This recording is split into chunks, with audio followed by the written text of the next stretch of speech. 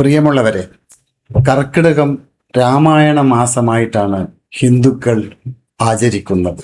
ഭക്തിയുടെയും വിശ്വാസത്തിൻ്റെയും ശാന്തിയുടെയും സമാധാനത്തിൻ്റെയും ഭാഗമായി ഒരു മാസക്കാലം നീണ്ടു നിൽക്കുന്ന രാമായണ പാരായണമായും ശ്രീരാമനും സഹോദരങ്ങളായ ഭരതനും ലക്ഷ്മണനും ശത്രുഘ്നനും കുടികൊള്ളുന്ന 4 അമ്പലങ്ങളിൽ ചെന്ന് പ്രാർത്ഥന നടത്തി ശാന്തിയും സമാധാനവും സമ്പൽ സമൃദ്ധിയും നേടാൻ കഴിയുമെന്നാണ് നമ്മൾ വിശ്വസിക്കുന്നത്.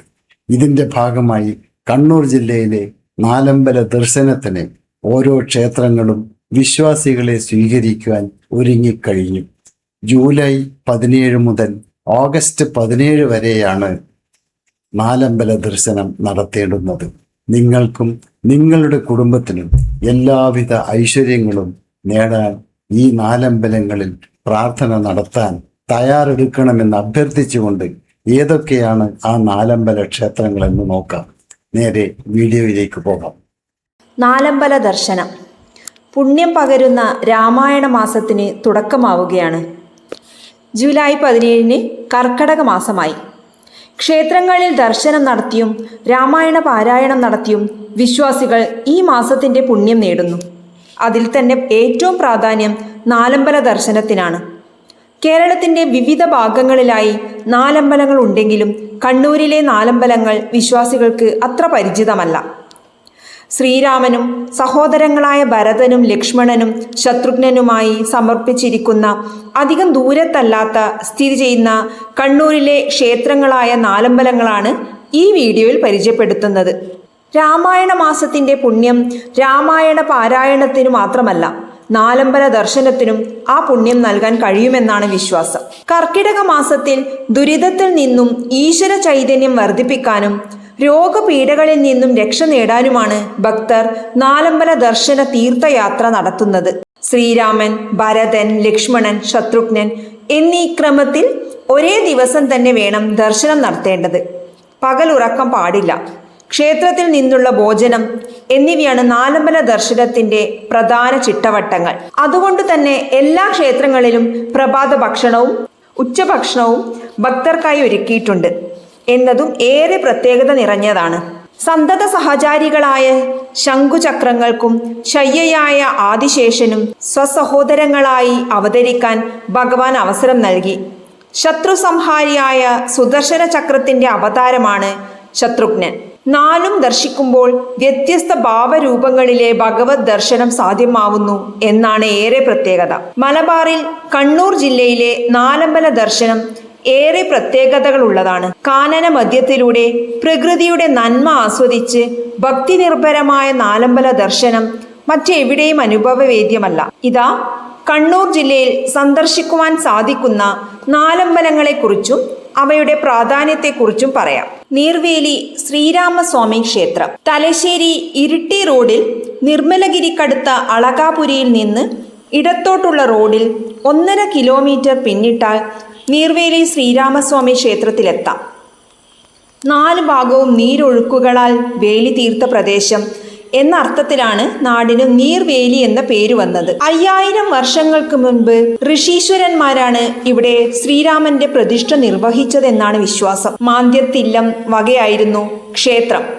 മലബാർ ദേവസ്വം ബോർഡിന് വിട്ടുകൊടുത്തതു ശേഷം ട്രസ്റ്റ് ബോർഡും ദേശ കമ്മിറ്റിയുമാണ് ക്ഷേത്രഭരണം നിർവഹിക്കുന്നത്. കിഴക്കോട്ട് ദർശനമായ ശ്രീരാമസ്വാമി പ്രതിഷ്ഠ ഉപപ്രതിഷ്ഠയായി ഒക്കത്ത് ഗണപതിയുമുണ്ട്. രാമചന്ദ്രായ വേദസേ രഘുനാഥായ നാഥായ സീതായ പദയേ നമ എന്ന് ജപിച്ചു വേണം ശ്രീരാമദേവനെ ദർശിക്കേണ്ടത്. ശ്രീ ഹനുമാനെ ഭക്തർ ദർശിക്കേണ്ടത് ഹരേ രാമ രാമ രാമ ഹരേ ഹരേ, ഹരേ കൃഷ്ണ കൃഷ്ണ കൃഷ്ണ ഹരേ ഹരേ എന്ന നാമജപത്തോടു കൂടെയാണ്. 4 അമ്പല ദർശനം കഴിയുന്നതുവരെ ഈ ജപം ഉരുവിടേണ്ടതാണ്. പുലർച്ചെ 5:30 നട തുറന്ന് ഉഷപൂജയ്ക്കു ശേഷം 9:30 നട അടക്കും. വൈകിട്ട് 5:30 നട തുറന്ന് ദീപാരാധനയ്ക്കും അത്താഴ പൂജയ്ക്കും ശേഷം 7:30 നടയടക്കും. മകരത്തിലെ അശ്വതി ദിവസമാണ് ഉത്സവം ആഘോഷിക്കുന്നത്. മേടത്തിലെ രോഹിണിയിലാണ് പ്രതിഷ്ഠാദിനം.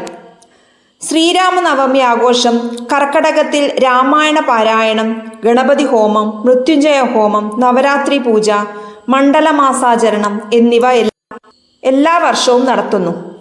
ക്ഷേത്രത്തിനോട് ചേർന്ന് ഭഗവതി സ്ഥാനവും നാഗസ്ഥാനവുമുണ്ട്. നെയ്വിളക്ക്, പുഷ്പാഞ്ജലി, കളഭം ചാർത്ത്, മഞ്ഞപ്പട്ട് സമർപ്പണം എന്നിവയാണ് പ്രധാന വഴിപാടുകൾ.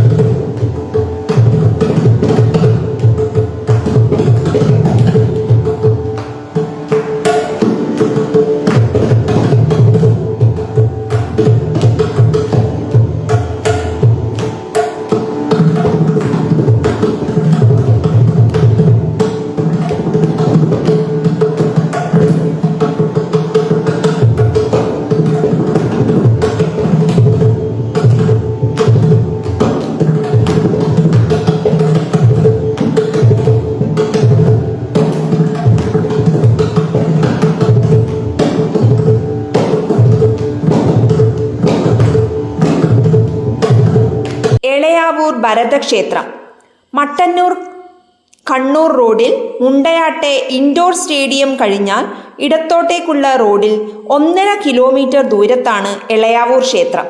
പ്രധാന ദേവനായി നാലമ്പലത്തിലെ പെരുംതൃക്കോവിലിൽ കുടികൊള്ളുന്നത് സംഗമേശനാണ്.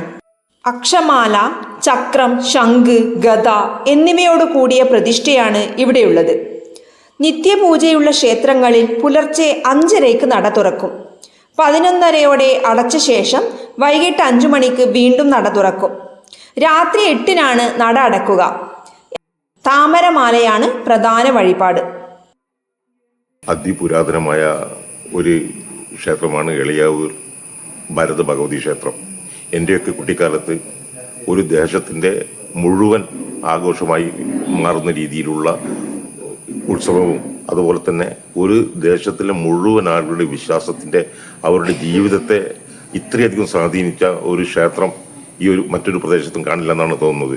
അതിമനോഹരവും അതേപോലെ തന്നെ വിശ്വാസികൾക്ക് അവരുടെ ഏത് കഷ്ടങ്ങളിൽ പോലും ഏത് സങ്കടങ്ങളും പറയാൻ കേൾക്കുന്ന ദേവിയും അതുപോലെയുള്ള വിശ്വാസവുമാണ് ഭക്തരെ മുഴുവൻ ഈ അമ്പലങ്ങളിലേക്ക് ആകർഷിക്കുന്നത്. ഈ അടുത്ത കാലത്തായി നാലമ്പല ദർശനത്തിന്റെ ഭാഗമായി വടക്കേ മലബാറിൽ ഇരിങ്ങാലക്കുട കഴിഞ്ഞാൽ വടക്കേ മലബാറിൽ നാലമ്പല ദർശനത്തിന് ആളുകൾ എത്തിച്ചേരുന്ന ഒരു ക്ഷേത്രമാണ് ഈ എളയാവൂർ ഭരത ഭഗവതി ക്ഷേത്രം. ഈ ക്ഷേത്രത്തിൽ നാലമ്പല ദർശനത്തിന് എത്തുന്ന ഭക്തജനങ്ങൾ ഓരോ വർഷം കൂടുന്തോറും ഈ ഭക്തജനങ്ങളുടെ എണ്ണം കൂടിക്കൊണ്ടിരിക്കുകയാണ്. അത്രയധികം ഈ കർക്കിടക മാസം അവസാനിക്കുന്നത് വരെ ഭക്തജനങ്ങളെ കൊണ്ടുള്ള തിരക്കാണ് ഈ അമ്പലത്തിൽ അനുഭവപ്പെടുന്നത്. കുടുംബത്തിന്റെ ഐശ്വര്യത്തിന് വേണ്ടി ആളുകൾ പ്രാർത്ഥന നടത്തുകയും ആ പ്രാർത്ഥനയുടെ ഫലസിദ്ധി ലഭിക്കുന്നതിൻ്റെയും അടിസ്ഥാനത്തിലാണ് എല്ലാ വർഷവും നാലമ്പല ദർശനത്തിന്റെ ഭാഗമായി ധാരാളം ഭക്തജനങ്ങൾ ഈ അമ്പലത്തിൽ എത്തിച്ചേരുന്നത്. വളരെ പ്രാചീനമായ ഈ ക്ഷേത്രത്തിൽ വന്ന് ദർശനം നടത്തുന്നത് എല്ലാവർക്കും അവരുടെ കുടുംബത്തിന്റെ സൗഖ്യത്തിന് കാരണമാകും എന്നാണ് ഞാൻ വിശ്വസിക്കുന്നത്.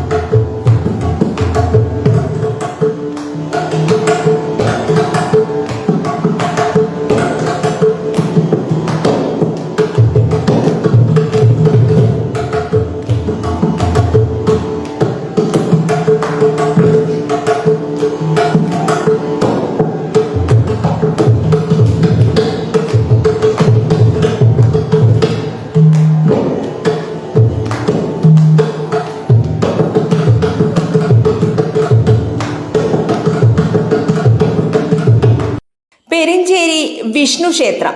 മട്ടന്നൂരടുത്തുള്ള ഉരുവച്ചാലിൽ നിന്ന് മണക്കായി റോഡിൽ 2 കിലോമീറ്റർ ദൂരത്തിലാണ് പെരിഞ്ചേരി വിഷ്ണു ക്ഷേത്രം സ്ഥിതി ചെയ്യുന്നത്.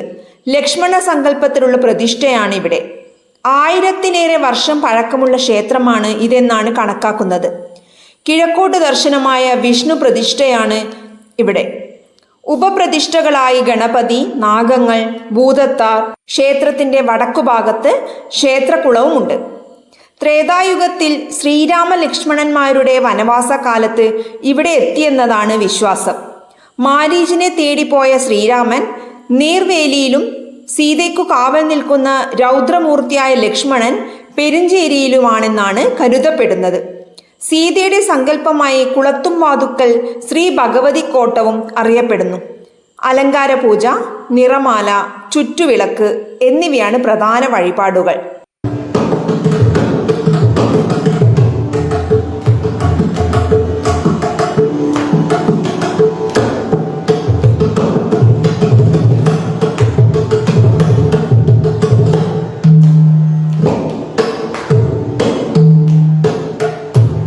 പായം മഹാവിഷ്ണു ക്ഷേത്രം, ശത്രുഘ്ന ക്ഷേത്രം. മഹാവിഷ്ണു ശത്രുഘ്ന സങ്കല്പത്തിൽ ഇരിട്ടി പേരാവൂർ റോഡിൽ നിന്നു ജബ്ബാർ കടവ് പാലം കടന്നു കരിയാൽ വഴിയാണ് കാടമുണ്ടയിലെ പായം മഹാവിഷ്ണു ക്ഷേത്രത്തിലെത്തുക. ബാവലിപ്പുഴ, വാങ്മയി പുഴ ലോപിച്ചാണ് ബാവലിപ്പുഴയായത്. പുഴക്കരയിലാണ് ഈ ക്ഷേത്രം.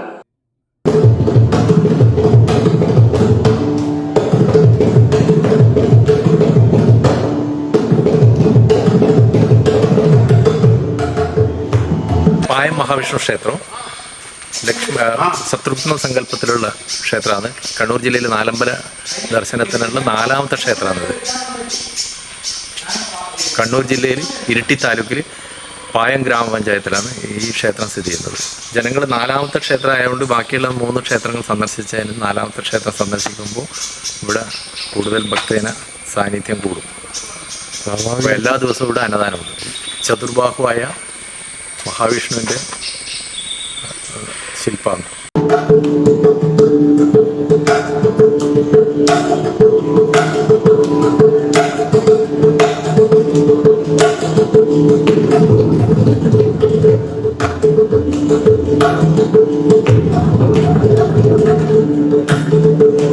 വൃത്താകാരത്തിലുള്ള ശ്രീലകത്താണ് ശ്രീവിജയഭാവത്തിൽ ശത്രുഘ്ന പ്രതിഷ്ഠ. നമസ്കാര മണ്ഡപം, മണിക്കിണർ, വനശാസ്താവ് എന്നീ ഉപപ്രതിഷ്ഠകളുമുണ്ട്. സുദർശന സമർപ്പണമാണ് ഇവിടത്തെ പ്രധാന വഴിപാട്. സുദർശന ചക്രം സമർപ്പിക്കലാണത്.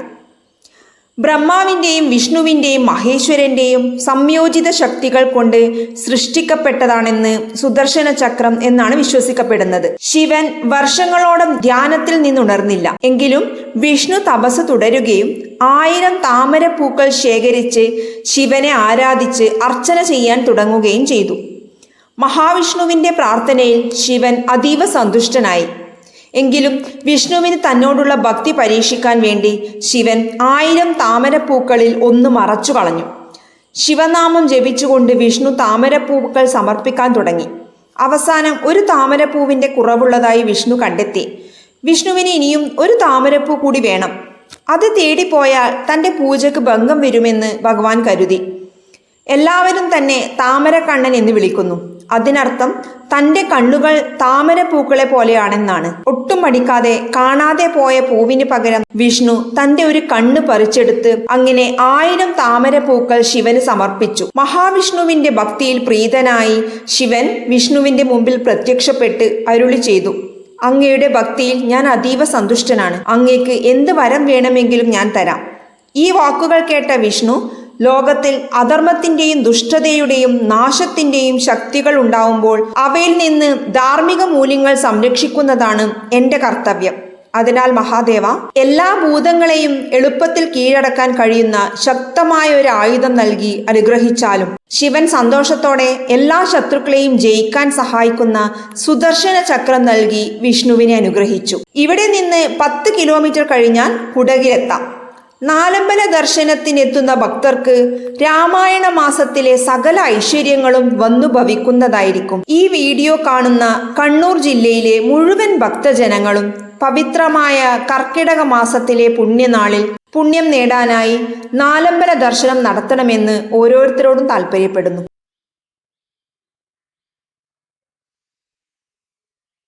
ഈ വീഡിയോ നിങ്ങൾക്ക് ഇഷ്ടപ്പെട്ട് കാണുമെന്ന് വിചാരിക്കുന്നു.